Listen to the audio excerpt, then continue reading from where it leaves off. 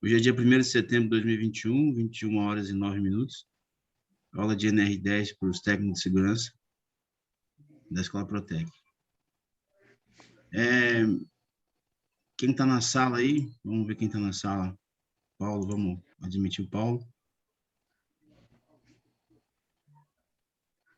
Quem que está aí é Raimundo, Jamil, Paulo e Vander, né? É isso? Boa noite. Eu ouvi uma voz de uma mulher aí.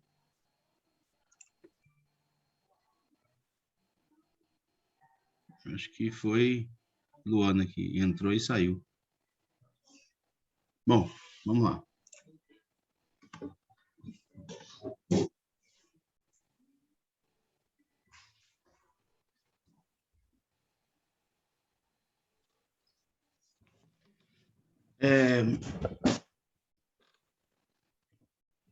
Os técnicos de segurança, nessa linha de raciocínio de NR10, né?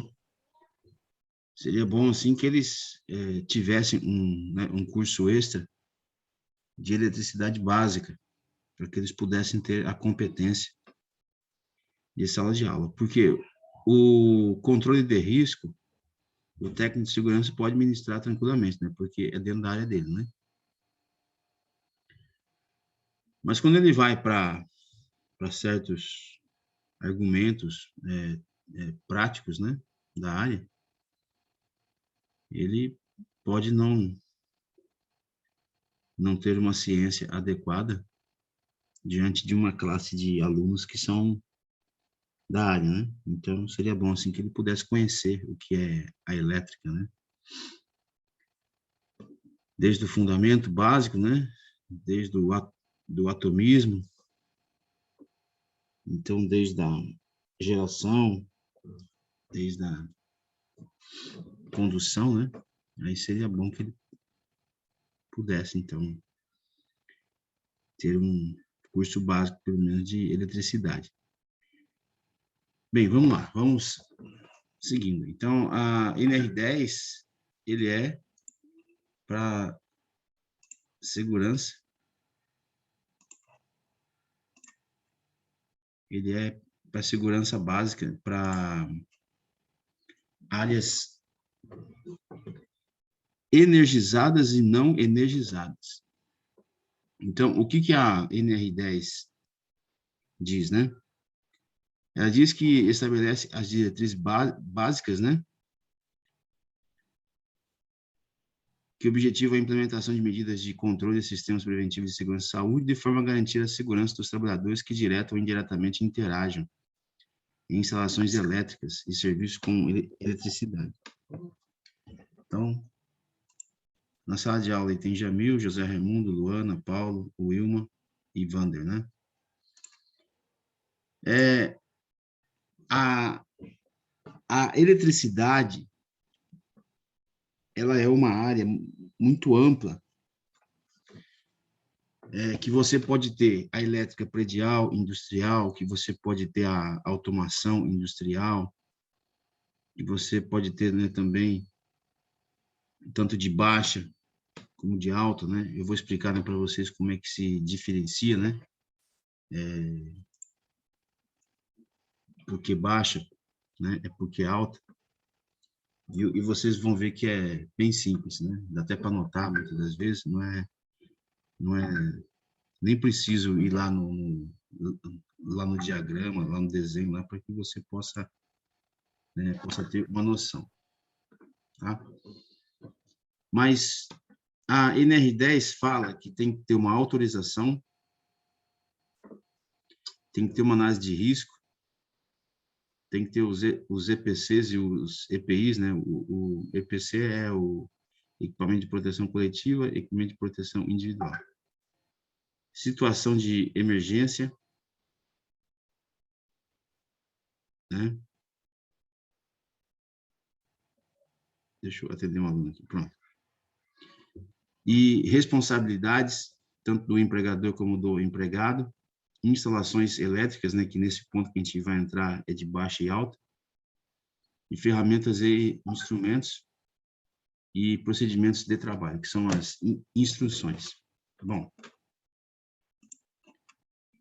baseado nisso, então, agora a gente vai, então, entrar na condição aí de alta tensão e baixa tensão, tá? Quando você vê casas ou até certos comércios, né? Você pode ter a certeza absoluta que tem baixa tensão. Isso não quer dizer que é só de... tem gente que pensa que 127 é baixa tensão, 220 é alta. Não, né? Você pode ter até ali 440 volts ali, né? Pode ser até trifásico, bifásico, né? A determinação de fases, fase, né? Bifásico, primeiro, né? Monofásico, bifásico, trifásico, né? São condições assim que você é fácil você entender isso pelo fato do seguinte, vamos lá. 127, você pode ter monofásico, bifásico e trifásico. 220 volts, você pode ter monofásico, bifásico e trifásico. Tanto as outras também ali, né, que estão ali, ó. Né, que a 220 vai ter uma transformação para 380 e a 380 vai ter uma transformação para 440 volts. Todos esses aí pode ser mono, bi ou tri. Lógico, não há a razão de você ter um 220 para 320 monofásico, né? É muita potência só para uma condução. Então, é praticamente inadmissível aí e até fora de segurança aí, viu? É que você, né, faça um monofásico para 220, tá? É transformando para 380. Nunca vi. Pode ser bi, pode ser tri. Geralmente é tri, né? Por causa que, geralmente, quando você usa 3 fases, você ali, unindo elas, né, vai dar essa potência aí que você vê aí, tá? A mesma coisa, vamos lá, então, né, viu? Para a gente ser mais claro, assim, para vocês, vamos lá. Uma linha 220. Quando você tem uma linha, né, residencial 220, geralmente, você vai ter 2 fios saindo. Um é o neutro, tá? E o outro é o fase. Se você vê 2 fios saindo, né, o terra a gente nem conta, tá? Viu? O terra, ele tem que estar lá. Então, tá, você vai ver 3, né? Mas que possui carga é o neutro e é o fase. Neste caso aí, ele é monofásico, né? Ele só tem uma fase. Ele pode ser 110, pode ser 220. Existe 220 monofásico. Na fase dele, tem a carga de 220, mas ele só funciona mesmo, né, quando ele tiver o neutro. Os 3 fios, o do meio, ele é o terra, né, é que tem que estar ligado lá no fio de aterramento, tal, etc., né, com haste de cobre, né, e etc., tá? Agora, você pode ter o 220 como bifásico, quer dizer, vai ter 4 fios. O terra, né, que é o do meio. Aí você vai ter um que ele é o neutro e o outro que você vai ter 2, né? Vai ter 2, né? Vai ter 110, 110 que vai dar 220. Então, você pode unir e vai dar 220. Só que eles são da mesma ondulação, é da mesma onda, né? É da mesma frequência, tá? Então, você uniu, vai dar 220. Então, ele vai dividir, tá? Quando você tem uma carga, viu, e tem a divisão para bi, tri, então, ele vai dividir em 3, tá? O final, aí é que você vai ver viu, a potência. Se é 127, vai ser 127 final. Aí você pode dividir em mono, bi ou tri. Se for 220, você vai dividir também e vai chegar no final né, e vai dar 220, tá? Tá? A mesma coisa aí, o 220 para 380, 380 para 440. Então, esse negócio de você ouvir falar mono, ele é um fio só com uma fase. Bi são 2 fios com fase. Tri são 3 fios com fase. O neutro, né, ele faz o motor funcionar e ter a tensão, tá? E o terra, ele é para proteção do sistema, tá? É no caso de um curto-circuito, ou mesmo de um raio, né? Ou mesmo de uma carga aí excessiva, então, aí ele foge, então, para a terra, né? Que é o terra, tá? Mas por que baixa tensão? Por causa do consumo, tá? O consumo pela NR10 abaixo de 750 kV, abaixo, 75 kV, né? Lá do lado direito aqui, você vê aqui, ó, 50V ou 1 kV, tá? Então, se você tem viu, isso aí viu, não quer dizer o consumo. Agora, se você tem um consumo, viu, né, quanto abaixo de 75 kV, ele é considerado baixa tensão. Se você tem um consumo superior a 75 kV, aí então ele já é considerado alta tensão. Naquela parte lá de cima lá que você vê a alta tensão e transmissão, isso aí é a carga, tá?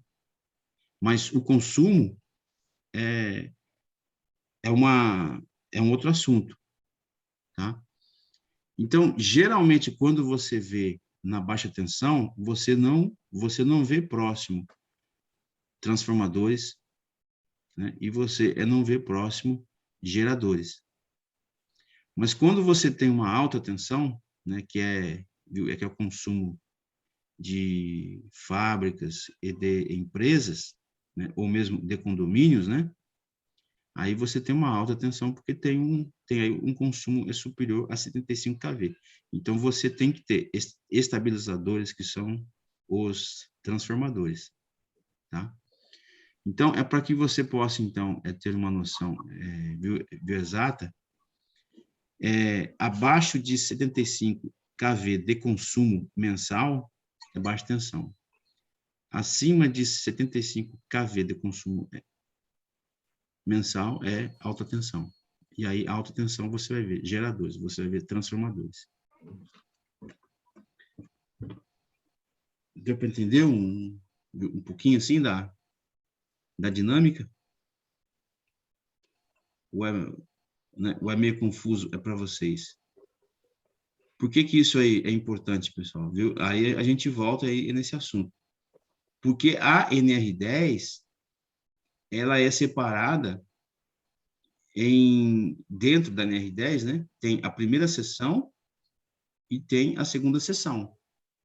A primeira seção é de NR10 básica para baixa tensão. Aí, se a pessoa já fez este curso, que é de 40 horas, aí ela pode fazer a segunda sessão, que é Sistema Elétrico de Potência, que é o SEP, SEP. Ela só faz a segunda sessão, que é o avançado, se ela fez a primeira sessão, que é o básico, que é o curso básico NR10. Tá? Que nesse composto de hoje eu não vou falar sobre o CEP, né? Eu vou falar sobre a NR10 básica. CEP é Sistema Elétrico de Potência, que tem tudo a ver com alta tensão, transmissão. Então, vamos lá. Transmissão, rede de distribuição, essa aí é da rua. Essa aí é sistema elétrico de potência, né? Aí é de alta tensão. Aí a transmissão ali tem 750 kV, 440 kilovolts, né? Viu? Lá embaixo é a tensão que está em volts, entendeu? Todos esses lá de cima, lá, alta tensão, se configura a segunda seção, que não é mais curso básico em NR10, é um curso avançado em NR10, que se chama Sistema Elétrico de Potência. Então, para você entender bem, é muito mais fácil, tá? É você dimensionar na sua mente da seguinte forma. Vamos lá, vamos partir por cima. Aonde você vê transformadores, né? Todos aí conhecem o que é um transformador, né? Basicamente, é aquele que fica em cima do poste ali e que fica zunindo ali. Ou dentro de uma central, né? Dentro de uma central, pode ser da Coelba, pode ser Chesf, né? Viu? Aonde é que você vê uma série de transformadores gigantescos. Eles são para equalizar e eles são para capacitar a linha. Então, aonde é que você vê esses tipos de transformadores e geradores, se configura a alta tensão. Agora, nas casas e nos comércios, geralmente você não vai ver, então, os transformadores. Você pode ver um transformador em uma rua, porque ela tem um grande consumo, né? Então, eles colocam, então, um transformador nessa rua para equalizar a linha, né? Porque geralmente o pessoal usa demais entre 6, 7, 8 horas da noite, e se tem um grande consumo, então abaixa.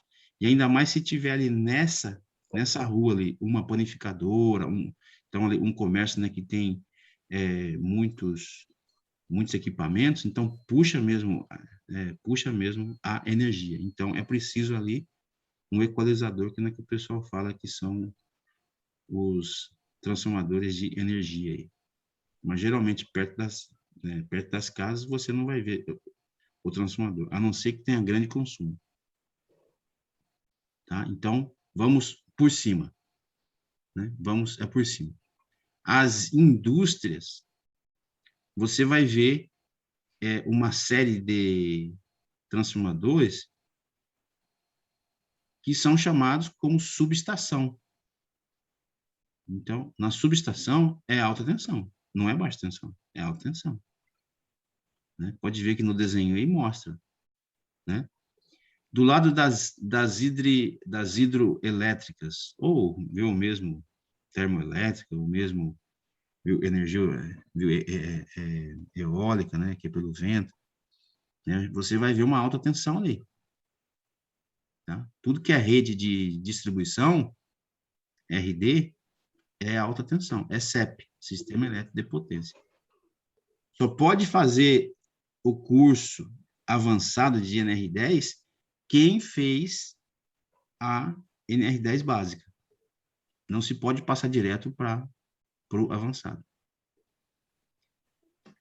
Deu para entender? Eu falei demais, né? Porque indústria e linhas, né, que você vê na frente da sua casa é de alta tensão. Residências e comércios pequenos é baixa tensão. Não tem nada a ver com, né, o pessoal fala, 440 é alta tensão. Não, não tem nada a ver. Você pode dividir aí a voltagem, né, em várias fases. Deu para entender, pessoal? Deu para ter uma noção básica aí? Gostaria que vocês falassem, né, se vocês entenderam. Porque é importante que vocês possam entender, porque o curso básico de NR10, ele é diferente do curso avançado de NR10, que é o CEP. Ambos são de 40 horas. Validade 2 anos, é bienal, validade 2 anos. E as assinaturas da validação, elas são iguais, né? Ambos é o engenheiro eletricista, que ele assina. O técnico de segurança também assina, né? Porque ele tem a aptidão para controle de risco. E tem que assinar também junto um técnico de enfermagem, né? Porque tem primeiro socorro. E se tiver um bombeiro também, assina, né? Porque também tem combate a incêndio. Então, pelo menos 4. Se o técnico de segurança tiver essa proficiência toda aí, só ele assina e o engenheiro assina. Vocês estão quietinhos. Tá dando medo. Tô ouvindo, professor. Pode dar continuidade. Estou prestando atenção. Tá bom. Mas do pessoal aí, do Luana, Vander, Alana, Jamil, Wilma. Estou aqui, professor, prestando atenção também. Também estou aqui prestando atenção. Tranquilo. Tá bem. Então vamos lá. Então vamos dar uma recapitulada aí, só para que vocês possam entender. Por que se pede o curso básico de NR10 para eletricistas? Porque é uma área perigosa. A eletricidade, ela é uma das maiores descobertas da humanidade. Ela é fundamental hoje para o conforto humano, né? Para a nossa sociedade hoje, ela é fundamental, né? Não tem como. A gente pode sobreviver sem ela, né? A gente pode, mas o conforto a gente não vai ter, né? A gente não pode sobreviver sem água, né? Sem alimento. Mas a eletricidade a gente pode sobreviver, mas seria um desconforto, né? Porque ela dá as possibilidades como essa aqui que a gente está fazendo agora de vir à existência, né? Bom, se a eletricidade ela é fundamental em nossa sociedade moderna, então nós vamos ter de duas formas ela. Ou ela vai estar ligada, ou ela vai estar desligada, tendo uma manutenção, e ela tendo uma ampliação ou diminuição. Aí ela vai estar desligada. Se ela estiver desligada, que é o correto, apesar que não é, na sua essência, o padrão, por que não? Porque tem certas circunstâncias que a pessoa ela vai trabalhar com a linha na tensão, ligada. Ela, dentro das suas possibilidades de proteção, de isolamento, ela não vai ter problema nenhum, né? Ela vai estar ali. O que é isolante quanto à eletricidade? É borracha, né? Na sua maioria, é borracha. E depois a gente vai conversar sobre isso no futuro. Então, ela pode ser trabalhada no funcionamento, como também desligada. Se ela está desligada, então tem certos aparatos que a gente, e certos equipamentos, e certos procedimentos que a gente vai ter que conversar no futuro. E o correto é que ela esteja desligada. Mas se não puder, então vai ter que trabalhar com ela, na manutenção, ela mesma ligada. Porque tem certos equipamentos que não podem ser desligados. Ou, se desligar, dá um prejuízo muito grande. Por exemplo, vamos lá. Você tem certas linhas de cerâmicas, né? Que você tem aqueles, os fornos, né? E as resistências. E se você desligar o forno, que ele é tipo uma esteira dentro de uma cerâmica, você vai ter um prejuízo muito grande por causa do start dela. Então, eles trocam as resistências queimadas, mesmo com o forno ligado, né? Porque eles são várias fases, né? Então, não se pode desligar. Por que não se pode desligar? Porque, senão, ele é dotado para funcionamento a uma certa, né? A uma certa temperatura. O aço que está ali, as fibras ali, as pedras, né? Elas são dotadas para funcionar no seu máximo a partir de 400, 500 graus. Se você desliga, ele vai empenar tudo, né? É um tipo de equipamento que só funciona em uma certa temperatura, tá? Então, se você desligar, você vai ter problema. Quando você tem uma caída de tensão na rede de distribuição, houve uma falha sistêmica. Então, eles vão lá, identificam, trocam ali as canelas, né, que são ali os fusíveis, né?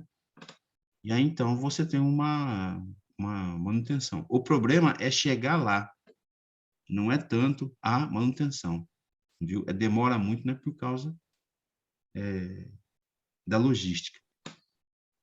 Bem, então, se a eletricidade ela é fundamental para a sociedade, então nós vemos também que existem milhões de trabalhadores dentro dessa área elétrica. E existe mesmo, né? E existe. E a eletricidade, né? Dentro dos cursos, dentro dos filmes, né? Se mostra isso mesmo, que ela é como uma cobra. Ela é como uma cobra, né? Todo mundo vê que está ali, mas tem medo de chegar. Mas só que tem pessoas que podem chegar próximo de uma cobra, né? Sabendo como que ela ataca, o que é a cobra, né? Porque ela é selvagem, ela não vai, né, logicamente, respeitar o ser humano, viu, entrando dentro da área dela, apesar que ela quer viver em paz, né? Mas é o ser humano que entra dentro da área dela. Bom, a partir do momento que é desrespeitado esta regra na eletricidade, existe um problema muito sério de acidente de trabalho. E hoje, o segundo colocado. O primeiro colocado são os acidentes mecânicos, né? E o segundo colocado é elétrico. Então, está em segundo lugar, né? Você pode fazer uma pesquisa e você vai ver. Pessoal, Por quê? Oi, sim. eu queria concordar também com essa frase que você está mencionando agora, é que muitas das vezes a gente pensa também, pensar que a quantidade dos acidentes que acontecem na área elétrica por motivo de choque ou algo assim do tipo, assim, sim, concordo. Mas tem outra variável também que acaba atenuando bastante. São os arcos elétricos que são formados e que geram queimaduras na gente. Isso, os arcos elétricos.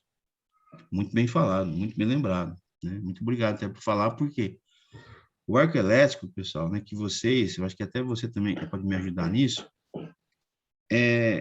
a gente não vê, mas a gente vê que a atmosfera, né, que todo mundo fala assim, né, que a gente respira atmosfera, mas você sabe que não, né, porque na atmosfera nós só queremos desde 16% até 21%, que é o oxigênio, né?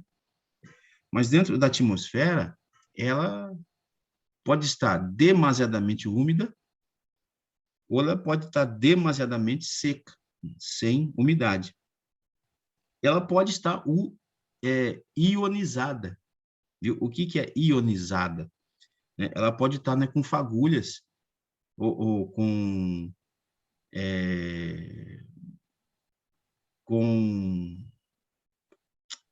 como mesmo é que chama aí, me ajuda aí, ela tá, tipo, se você tem viu, tem ali um lixador perto ali de você, viu, e tá numa área fechada, viu, o ambiente, né, pode estar ionizado viu, com substâncias do ferro, e ela vai ser, né, uma propriedade, né, que vai ser condutora.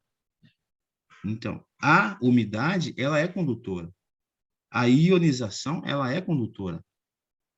Então, e outra coisa é também, né, quando você tem, de um lado, uma grande potência, né, e você tem um vão, né, que ele não é tão, assim, extenso, né, e do outro lado, né, tem uma grande potência, né, qual que é a ideia da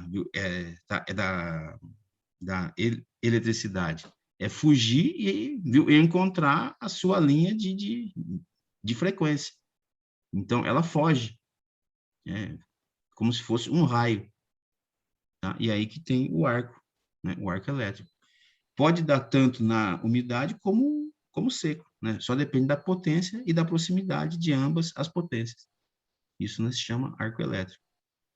Geralmente, aonde é que tem muito disso aí, são na subestação. Tá? Viu? Até se vocês não quiserem, eu posso até mostrar aqui um vídeo aqui, né, para vocês. Quer ver? Depois eu volto para cá.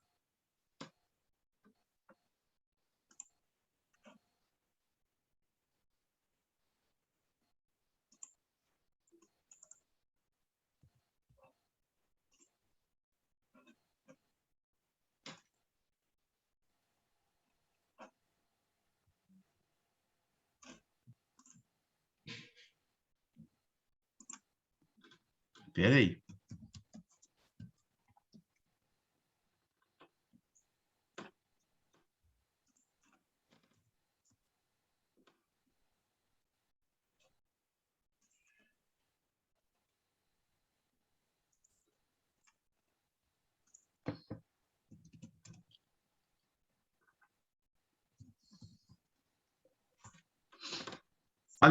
Falem aí um pouquinho aí, né? Viu? Até eu achar aqui. Quem falou sobre o arco elétrico aí?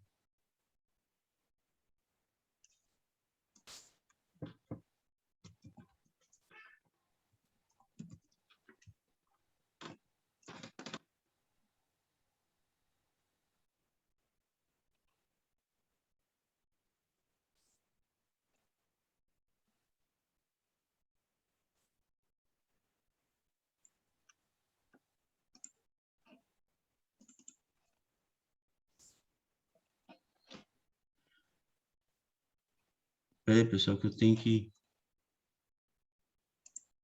colocar chat de som aqui. Pronto.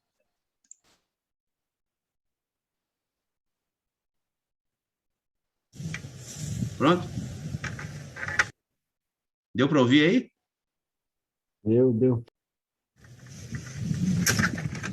Ó, igual a canela, tá vendo? Só que a potência é tão grande, viu? Aqui passou de um para o outro. São duas linhas lá. Ó.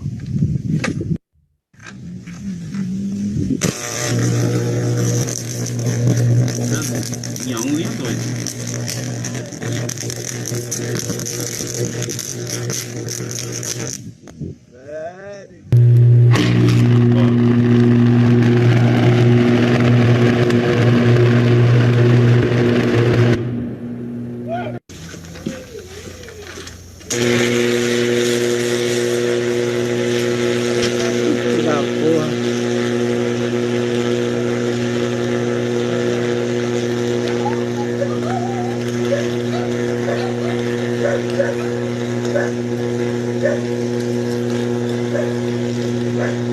Mais alto um pouquinho.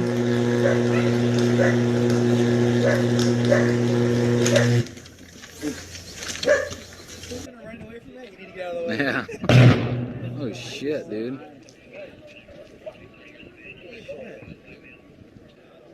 I'm thinking the fire department says it's okay to go back in. It's actually trying to make a connection between the two wires. Okay, we got our own fireworks display. Trying to travel through the air. Get enough electricity, it would. Yeah, oh yeah. That's why it's doing it. Look at it, it's on, pole's on fire. Yeah. You can kind of see it. Yeah. It's trying to arc back to the line. Yeah. Trying to connect back up. That's how much juice is going through there. Oh, yeah. Man. Just take an axe and slap the bottom and cut the wire off. Yeah. You go ahead. I'm thinking the safety protection against this not working very good either. You think something would already have shut it down. Shut it down. Let's burn that pole in half. That whole line's going to come down pretty soon. There's your other wire. The other one. I got a feeling we got Monday off too.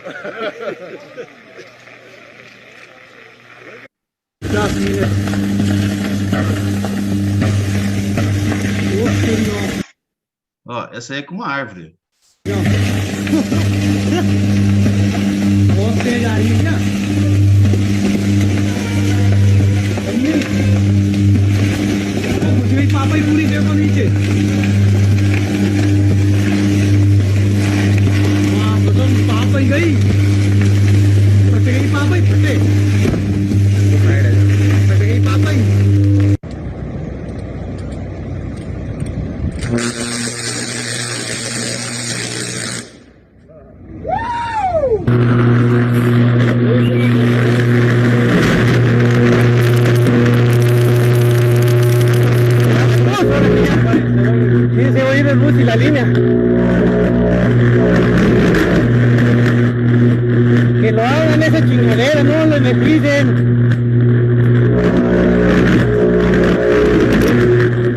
Ó, esta aí é uma subestação, ó.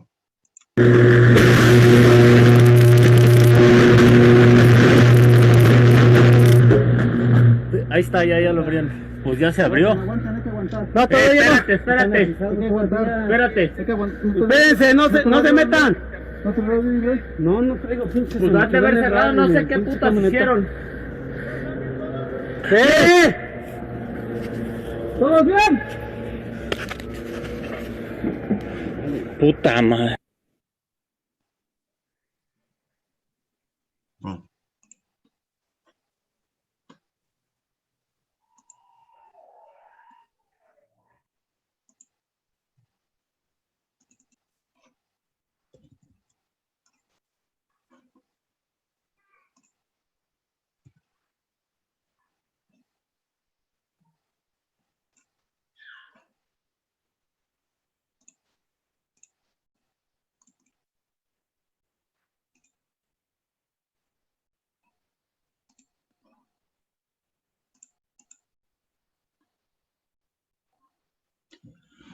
Bom, vamos lá então.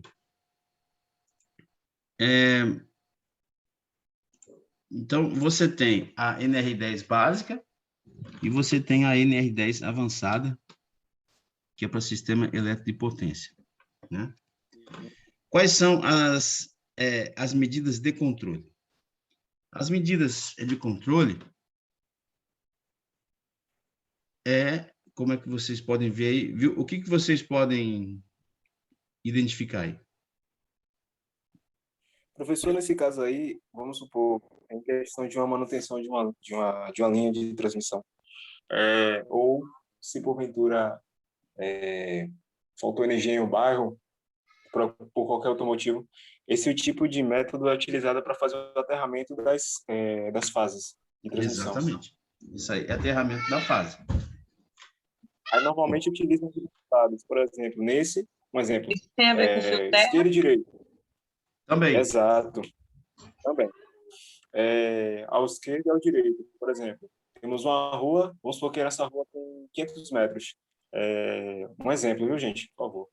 250 metros à esquerda é o poste, faz um aterramento beleza? E os outros 250 metros à direita do poste principal, fazer esse tipo de aterramento também. Porque se a tensão vir por um lado, não sucede a causar um acidente, né? Quem estiver fazendo a manutenção no transformador ou mesmo nos fusíveis que seja. Pode seguir, Exatamente. professor. Vamos lá. As medidas de controle, elas devem integrar-se às demais medidas da empresa para extinguir risco existente. Na impossibilidade de extinção de risco, deve-se adotar medidas para torná-lo tolerável, que é o caso das linhas vivas, né? Na impossibilidade de obtenção de um valor tolerável, conviver com a anuência de responsabilidade frente a um acidente. Então, nós vamos entrar, então, no que você está vendo o pessoal aí, ó, com EPIs adequados. Por quê? E fez uma análise de riscos e identificou uma possibilidade. Então, eles vão dotar-se de EPIs, né, adequados para minimizar ou eliminar, aliás, minimizar não, eliminar os riscos, né? Minimizar em outras circunstâncias, né, que você usa o protetor auricular e tal, assim, né? Mas esse não. Esse é para eliminar os riscos mesmo. Outra coisa também, pessoal, que a gente tem que comentar. Não é só eletricistas que devem ter NR10. Também a gente encontra força na própria norma para os não eletricistas, que pode ser pessoas que zelam por uma área de risco. Ele sempre zela por uma área de risco, ele sempre varre uma área de risco, né, uma área de subestação. Então, ele tem que saber quais são os riscos e ele tem que ter esse curso básico de NR10. Tá? Então, existe NR10 para os eletricistas e para os não eletricistas. Você quer ver uma outra condição? Os instaladores... Oi? Eu trabalhei numa subestação, uma vez que eu trabalho de pedreiro, né, atualmente. Aí eu trabalhei numa subestação que tinha linha viva. Então, a gente tinha que ter esse curso mesmo de NR10, porque a gente tinha que ter o conhecimento que tinha áreas que a gente não podia correr, ia ter movimentos rápidos, entendeu? Porque tudo isso a gente corria o risco de receber uma carga, entendeu? E até para acessar essas áreas, a gente tinha que ter também uma roupa adequada para não correr um risco maior, entendeu? Perfeito. Isso mesmo. Perfeito. E esses são os não eletricistas. Pedreiro, instalador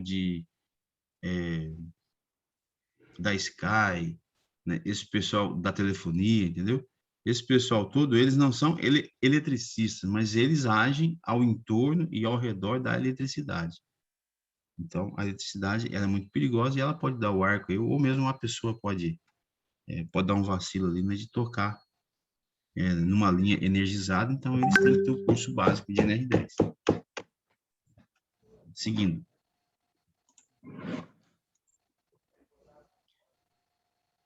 A gente vai dar hoje até o 20, viu? As medidas de controle devem integrar-se às demais medidas da empresa para extinguir riscos, tal, né? Que você vê aí um caso aí absurdo, né? A própria ignorância aí da pessoa, né? Ela não sabe de nada, né? Ela, né, tá ali numa piscina e tá fazendo um furo no alto ali, tá vendo?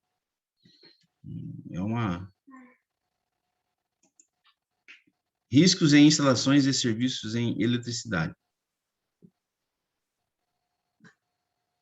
Nós temos casos aqui, ó, de luvas. A luva, ela pode ter um orifício, ela pode estar úmida, né? E os equipamentos, como o peitoral também, o mangote, eles podem estar em mau uso. Então, isso é uma condição de risco. Geralmente, o eletricista, quando ele não tem esta noção, né, esta criticidade dele, lógico que ele vai trabalhar, né? É porque ele quer trabalhar. Mas ele tem que ser dotado e ele tem que conhecer os riscos da área, inclusive o bom estado dos EPIs. Você vê do lado esquerdo uma pessoa, viu, atirando uma gaveta sem nenhum EPI, né? Isto é o quê? É indisciplina ou ele é autoconfiante, né? Ele está mais para ser um doido, né? Porque é uma situação que ele tem que saber dos riscos, né? E ele conhece a eletricidade, né? Nós vemos aí, ó, né, aquilo que a gente, né, já olhou sobre o para-raio, sobre arco, né? Sobre postes. É uma área muito perigosa.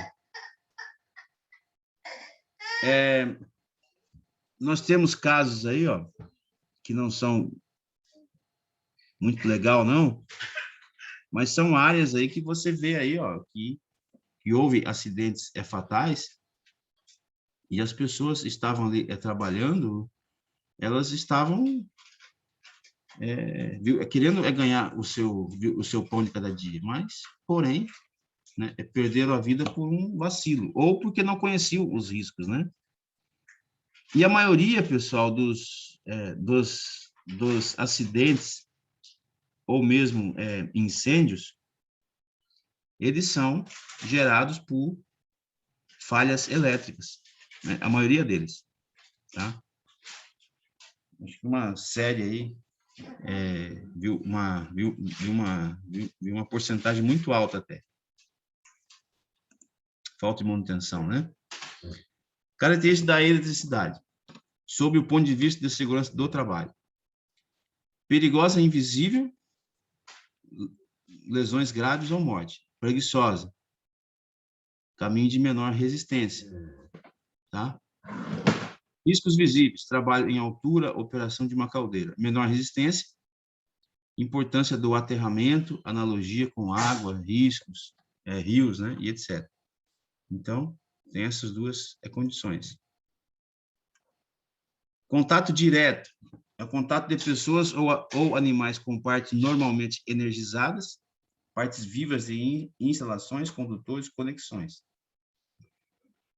Geralmente, as pessoas têm muita pressa em fazer os seus trabalhos e eles não atentam para a segurança, né? Pode ver que eletricistas não emprestam as suas ferramentas para ninguém, porque eles dotam ela, né, de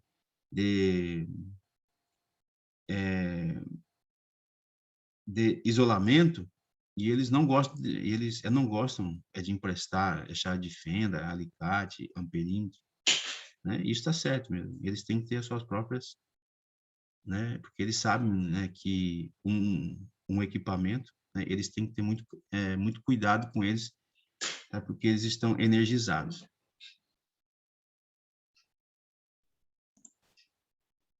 Choque elétrico. Caracteriza pelo fluxo de corrente elétrica através do organismo humano.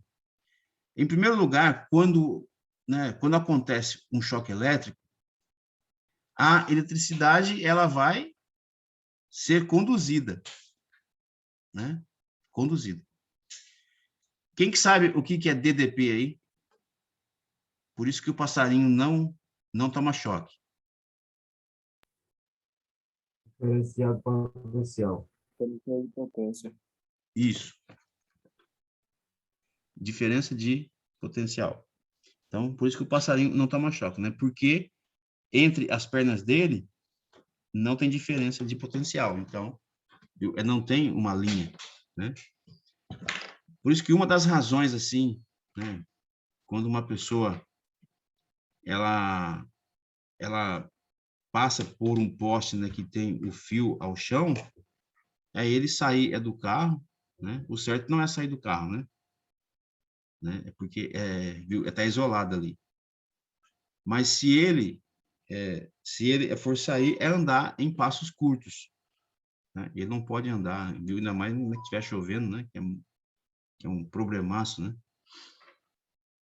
Segundo ponto, dependendo das condições de intensidade da corrente, pode haver desde uma ligeira contração superficial até uma violenta contração. Bem, todos vocês sabem qual que é o funcionamento do micro-ondas, né? O micro-ondas, ele age por intermédio de um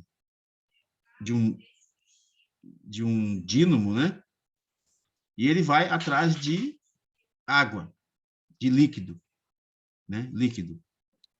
Se tiver líquido, ele vai esquentar. É a mesma coisa da eletricidade. Então, a eletricidade, né, quando ela entra no corpo humano, ela vai atrás de tudo que é líquido. Então, fígado, rim, né, o sangue, né? Então, vai esquentar a pessoa, ela vai ter um aumento de temperatura e até, né, e até as queimaduras também, tá? Neste ponto é que mora o perigo, né? Porque as queimaduras. Tem pessoas, né, que recebem choques, né, por vários segundos, e ela tem o rim comprometido, né?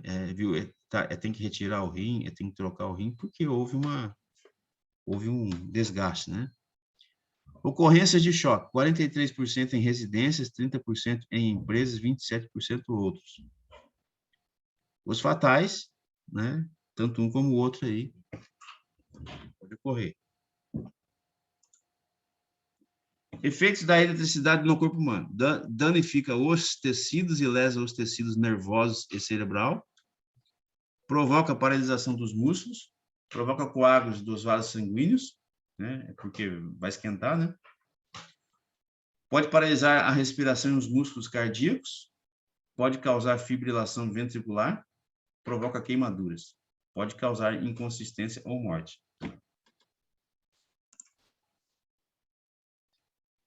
Trajeto da corrente no corpo humano, ela vai querer sair, né?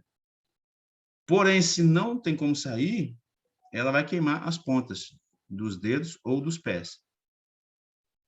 Tipo de corrente elétrica, né, que a gente viu lá, né, que é contínua, alternada, né, pode afetar também. Tensão nominal, que é 110, 220, né, que interfere, né, tanto uma como a outra. Lógico, né? Quanto mais alto, muito mais perigosa. E quanto mais alto também, nós temos o perigo do arco elétrico. Intensidade da corrente, que é a potência, a duração do choque elétrico, a resistência do circuito, né? Tem uma minoria de pessoas no nosso planeta que eles não têm resistência à voltagem. Então, a voltagem passa por eles como se fosse nada. Viu? Até passou esses dias aí, foi no Fantástico, faz uns 6 meses. Tá? Tem uma pessoa aí, né, que ela não toma choque, né? Passa ali, viu? A energia é dentro do corpo dela tranquilamente. Ela não tem resistência. Possivelmente, com toda a certeza, ela não é gorda, ela é magra. Porque se ela fosse gorda, ela teria muito líquido dentro do corpo dela, né? Frequência da corrente.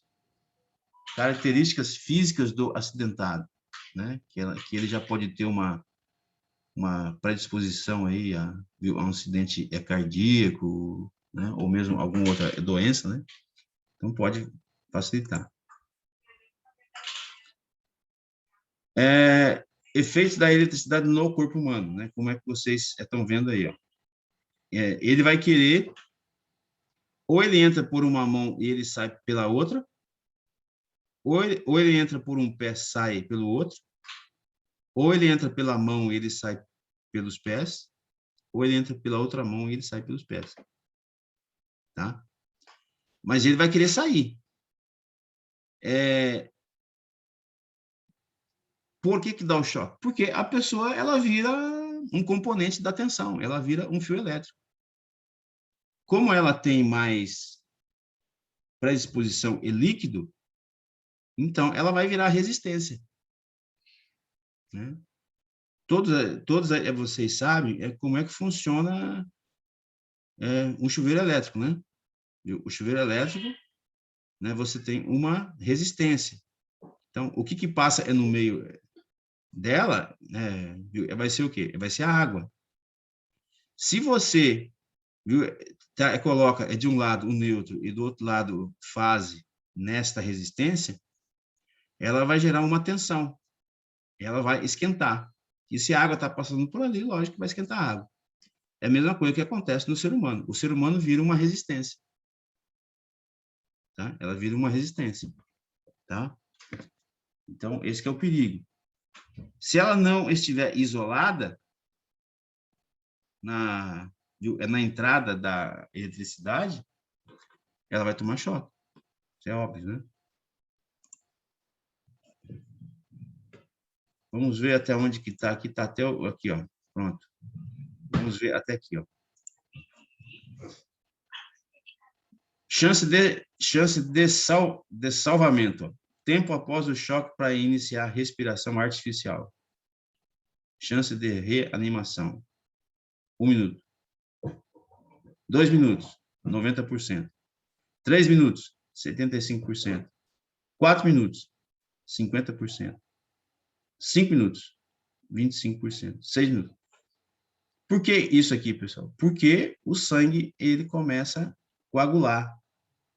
Né? Quem fez um curso básico de primeiros socorros aí, com certeza sabe, né? Ele começa a coagular porque ele não tem movimentação. E automaticamente ele vai começar a coagular. E, por final, ele vai esfriar.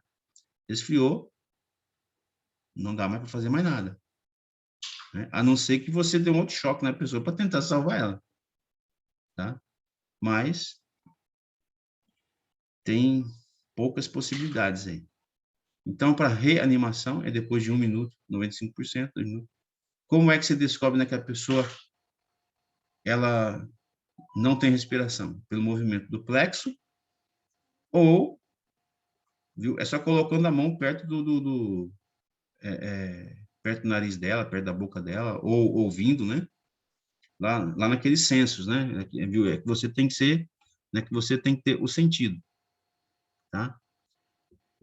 E se você abrir o olho dela, você vai ver, né, que se tiver dilatado, né, ela realmente está em choque e está desmaiada.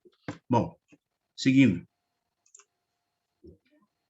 Queimaduras. A pele humana é um bom isolante e apresenta, quando seca, uma resistência à passagem da corrente elétrica de 100 ohms. Quando molhada, porém, essa resistência cai para apenas 1000 ohms.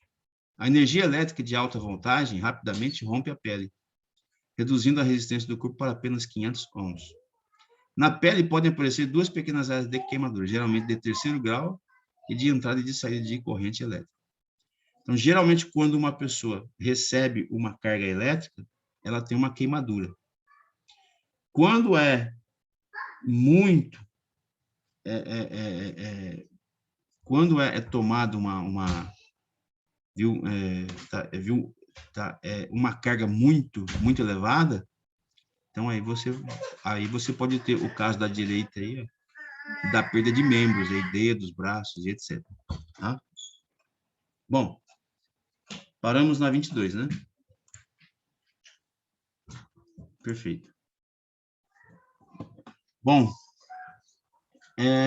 gostaria de saber aí de vocês aí, né, o que vocês aprenderam aí. E, fundamentalmente, a gente tem que saber que a NR10 se divide em 2. A básica, né, e a avançada, que é a sistema elétrico de potência. José Raimundo? Sim. Tudo tranquilo? Tranquilo, professor. Wander? Ativo. Boa noite. José Raimundo? Tá Senhor, legal, né? Tá tudo tranquilo para você, né? tá tudo tranquilo. Principalmente que aí a gente passa a ter mais certeza que nessas áreas que existe um risco com energia, a gente tem que estar bem consciente, bem preparado mentalmente, né, para conhecer os riscos que apresenta a gente e as outras pessoas, né? Para ter uma prevenção, né? Um cuidado adequado. Correto. Isso mesmo. Perfeito. Luana? Oi, professor. Diga aí alguma coisa aí para nós. Então, resumidamente, eu observei aí o senhor falando sobre a questão que para você fazer o curso avançado de RN10, você tem que ter o básico, aprendi também das tensões aí, qual a tensão baixa, qual a alta, né?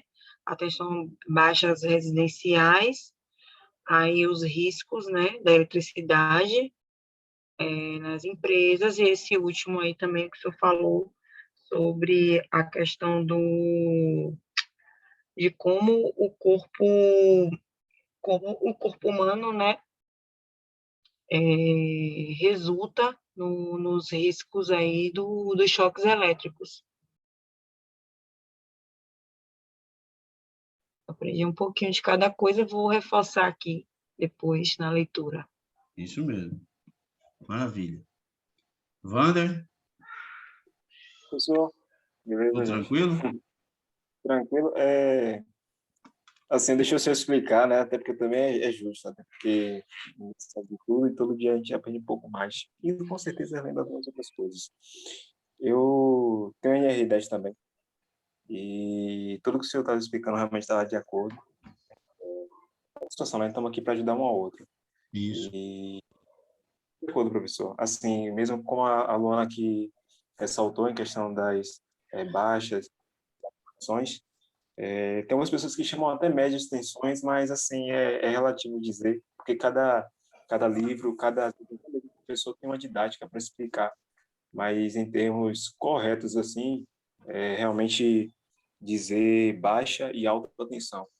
Em termos também da questão dos primeiros socorros, questão de riscos e perigos que acontecem nessa área, a professora, assim, eu percebo bastante em que tem outra coisa que eu queria até comentar. A NR10 tem vínculo também com a NBR 5410. Quem tiver um interesse depois, assim, dá uma olhadinha, porque é bacana demais, assim, para quem gosta também da área, eu digo assim também, né? Para ter um conhecimento até um pouco mais, um pouco melhor, e até mais detalhado. Por exemplo, questões de instalações residenciais, ajuda demais, dimensionamento. Às vezes a pessoa está querendo fazer o dimensionamento de uma coisa simples, por exemplo, quero colocar um freezer na minha casa. E aí, quando coloca, não dá nem 5 minutos, o disjuntor da casa geral desarma, mas não sabe o motivo. Ou então, uma coisa simples, pegar fogo, a questão das instalações. Por quê? Pela questão do diâmetro do condutor. Enfim, são as coisinhas assim que na NBR 5410 complementa o que a NR10 explica. Vem outra pergunta também que eu também sempre tive, né, quando comecei a fazer o curso de elétrica. Qual a diferença de NR para NBR? Uma é melhor que a outra? Não é que, na verdade, uma seja melhor que a outra. É que a ênfase maior que se dá, e é correto dizer isso, é na NR, norma regulamentadora. A NBR vem como se fosse um apoio, entendeu? Isso. Você entendeu? Maravilha. E aí, no modo geral, professor, tudo de acordo, tudo correto. Questão mesmo de risco, como eu já tinha comentado. E assim, gente, como teve um slide ali que explicou, quando começou a aula eu também pensei a mesma coisa, mais uma vez. É uma situação em que a gente não vê, a gente não espera. Por coincidência, hoje estava justamente tendo um assunto sobre questões elétricas. E eu digo uma coisa para vocês, como o professor também falou no início da aula, dependemos de bastantes bastantes componentes mecânicos em nosso cotidiano, fazem muita parte do nosso cotidiano, mas depois da descoberta da eletricidade, muitas coisas agora estão sendo repensadas. Por exemplo, coisas simples, como todo mundo já sabe, a questão da evolução de sair dos combustíveis fósseis para admitir o uso de eletricidade, ou seja, por exemplo, que não seja eletricidade, mas que seja o uso do hidrogênio, ou seja, são diversos tipos de energias renováveis, outras não renováveis, que a gente pode estar sempre utilizando, mas a energia elétrica está sendo mais conversada ultimamente. Ultimamente a gente está, não sei se vocês perceberam, a gente está com um certo quantitativo de carros na rua elétricos. Antes, tinha uma boa patente em termos de carros elétricos, só que com um custo bem elevado. Por exemplo, BMW, a Audi, Land Rover, principalmente as empresas europeias. Agora a gente está tendo até também um pouco das outras empresas, como a Toyota, trouxe para a gente também aqui o Prius. A gente tinha também o Ford Fusion, e agora a gente tem também um outro, agora também da Toyota, que é o Corolla Cross. Ele é bastante movido a energia. Enfim, daqui a uns dias a gente vai estar com diversos carros movidos a energia e não vai nem dar assim, tanta importância à questão dos carros a combustão, pela questão da eficiência, pela questão da alta rentabilidade que você também pode ter utilizando carros elétricos, que você anda mais, não gasta tanto, e a manutenção totalmente diferente e menor do que a que a gente tem nos movidos a combustão, seja por etanol, diesel ou qualquer outro tipo de combustível. Enfim, é isso. Daqui a pouco a gente... Aí, viu, a gente nem está usando mais aí os carros a combustão, estamos usando os carros elétricos e vai ter que recarregar ele em casa, né? É isso. Professor, mesmo. Oi? Ainda vou dar um auxílio ao senhor nesse pensamento, vou deixar o senhor ir mais além. A gente tinha muito esse conceito de recarregar em casa. Vou passar um bisu para o senhor. Os carros, vou dizer assim agora, né? Mas lá na Europa está bem mais adiantado, praticamente 5, 6 anos adiantado, comparado aos carros aqui no Brasil elétricos.